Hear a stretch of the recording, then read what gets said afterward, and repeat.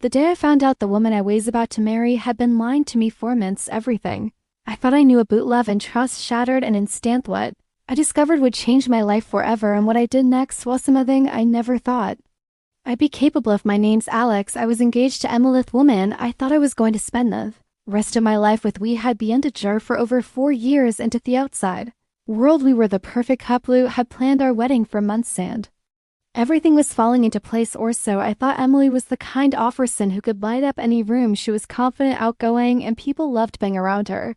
And me, I was more laid back, more introverted, but together worked. She brought excitement into my life, and I brought stability into hers. Balanced each other out, at least that's what I convinced myself of. But over time, I started noticing changes, small things at first that I brushed off as nothing. She'd be late coming home from work, distracted when we were together, and there were nights when she'd leave the house without telling me where she was going. She'd always come back with a vague excuse, just hanging out with some friends, or I lost track of time. I didn't want to believe it, but I felt like something wasn't right. Then just a few weeks before the wedding, it started getting worse.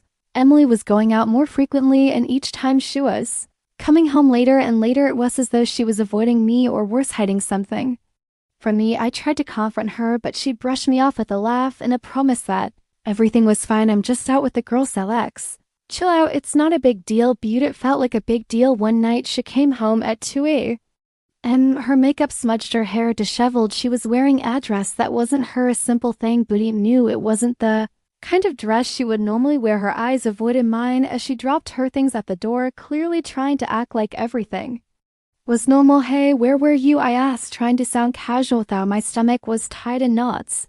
Oh, just out, she said, shrugging as I slipped into the bathroom. Without swearing, it wasn't just the late nights or the dress that bothered me. It was the way she was acting, like she was trying to hide something. I couldn't shake that feeling that something was off, but I didn't know what. I wanted to trust her. I wanted to believe that it was just wedding stress or a phase, but deep down I knew better.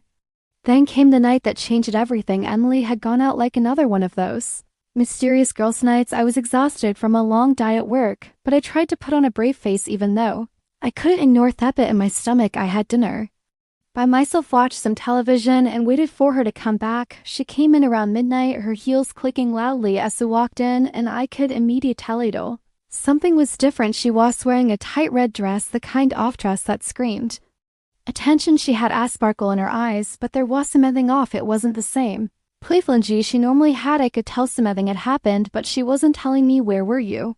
I asked again, trying to keep my voice steady, but I couldn't hide the suspicion creeping. Annie went to a party, she said, brushing me off, but this time I didn't buy it. It was just some friends getting together. Why do you care so much?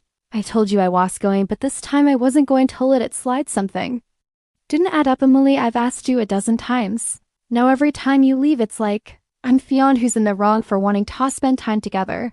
Why are you always avoiding me? Her face shifted, then a flicker of something dark crossed her eyes before she rolled them, like she was done with this conversation. I'm canning out whether you like it or not. It's just a party. Alex, get over it. That was the moment I knew I was losing her, and what happened next proved I was right. That following day I was sitting on the couch when Emily left her phone on the kitchen counter. I wasn't the type to snoop, but when I saw the message pop up on her phone from a friend of hers, Linda, I couldn't help but glance at it. The text read, I can't believe you did that last night. My heart skipped a beat. What had she done? What was she hiding? The first had no intention of going further, but when I saw her leave for the shower, my curiosity got the better of me, and it picked up her phone. The screen lit up with a flood of messages, but the one from Linda kept haunting me. I can't believe you did that last night. I hesitated. I was about to put the phone back down when I saw a notification from another number, and that's when I found out the truth. My hand shook as I read through the conversation between Emily and Linda. They were planning something, a party.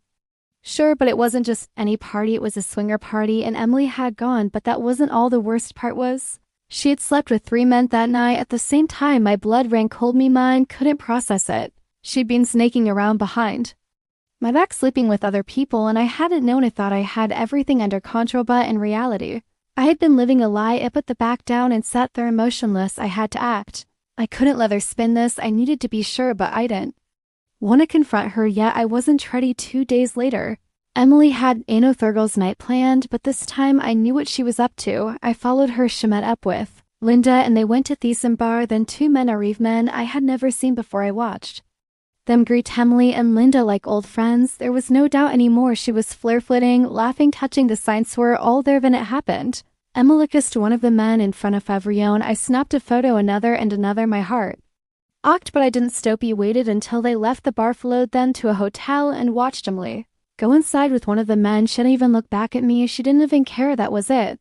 I had the proof. When she came back the next day, she tried to act like nothing was wrong, but he knew the truth. I packed my things, grabbed my engagement ring, and walked out the door.